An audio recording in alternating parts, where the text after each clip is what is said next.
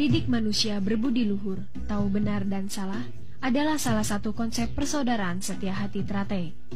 Setia Hati Trate tidak mengajarkan bagaimana cara melancarkan pukulan jarak jauh, juga tidak mengajarkan bagaimana memecahkan benda-benda keras. Namun perguruan ini mendidik bagaimana melakukan pukulan yang tepat pada sasarannya, tetapi mengandung seni dan teknik yang tinggi.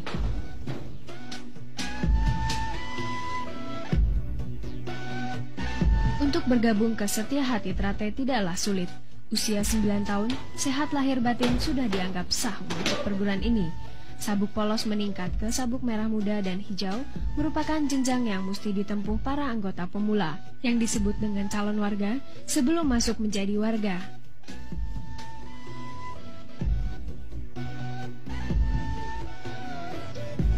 Materi latihan berupa paket senam yang terdiri dari 90 jurus.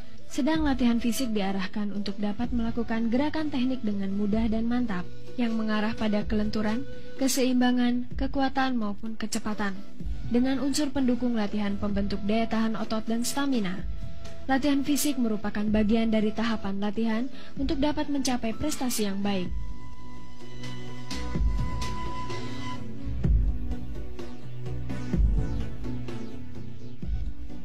Jika pesilat mempunyai kondisi fisik yang baik, akan dapat mengembangkan prestasi di bidang teknik dan taktik.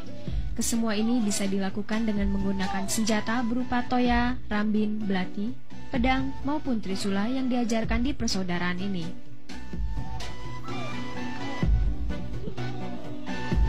Melalui masa latihan selama 6 bulan untuk tiap sabuk, calon warga ini telah melampaui sabuk hijau akan berakhir di tingkatan sabuk putih. Maksudnya setelah sekian lama berlatih dan digembleng di Setia Hati Trate, diharapkan para anggota mempunyai hati yang putih dan bersih.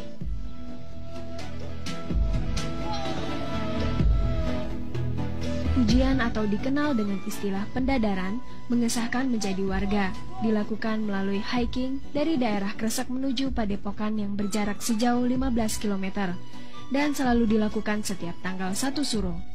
Setelah melampaui masa ujian, barulah para calon warga dianggap sah menjadi warga yang ditandai dengan upacara ritual.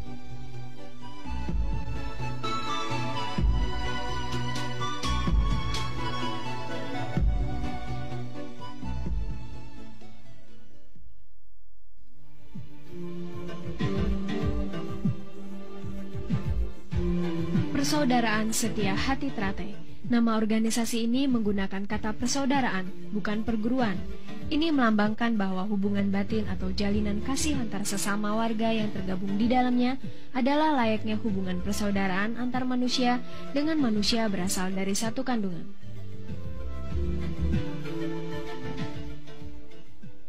Satu persaudaraan sejati tidak memandang siapa kamu, siapa saya.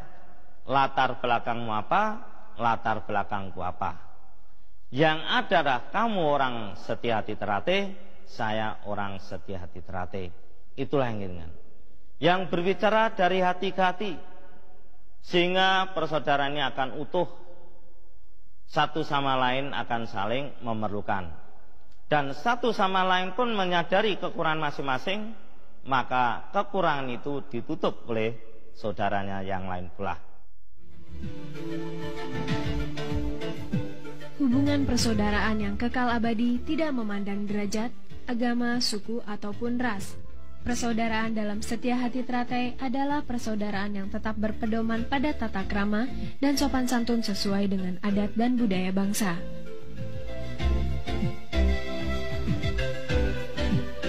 Korelasinya adalah bahwa di dalam tubuh Setia Hati Trate tidak terdapat hubungan antara guru dengan murid. Yang ada hanyalah hubungan antara saudara dengan saudara, di mana saudara yang lebih muda menghargai saudara yang tua.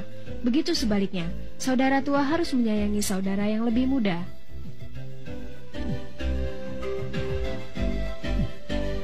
Jumlah anggota yang begitu membengkak dirasa sulit untuk mengenal satu sama lain. Untuk mengakrabkan ikatan persaudaraan antar warga, maka Setia Hati Trate menyelenggarakan turnamen persaudaraan Setia Hati Trate Cup yang dilangsungkan tiap 3 tahun sekali. Turnamen ini bukan sekedar ajang memperkukuh persatuan persaudaraan, tapi juga merangsang prestasi para warga, di samping juga digelar kejuaraan pencaksilat antar mahasiswa.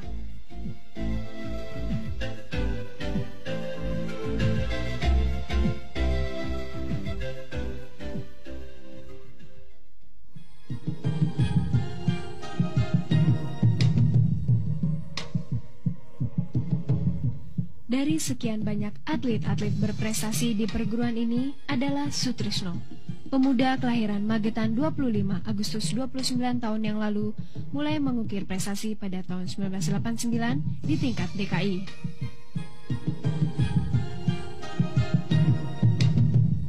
Mengaku pertama kali mengikuti pencaksilat atas dorongan dari kakaknya, Sutrisno kini benar-benar jatuh cinta pada olahraga milik leluhur.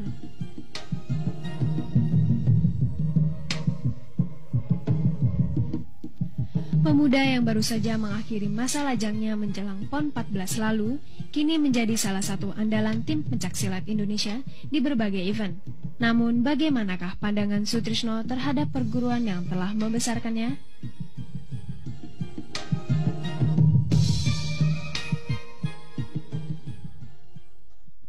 Saya dari pertama sampai sekarang saya tetap orang Esa Teratai.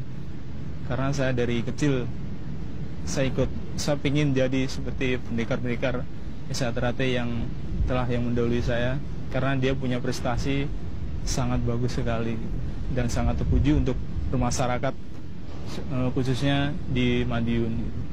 Di seluruh Madiun itu hampir semuanya, dari masyarakat, dari lurah, dari camat, dari bupati, semua tuh hampir semua Esa Teratai.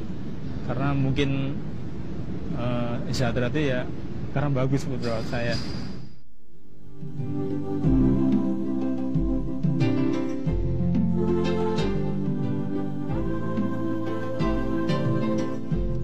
Berbagai event besar telah diikuti dengan hasil yang cukup membanggakan, mulai dari tingkat kejurnas, PON, bahkan kejuaraan dunia. Siapa sangka dari kota kecil Madiun telah lahir pesilat yang membawa harum nama bangsa.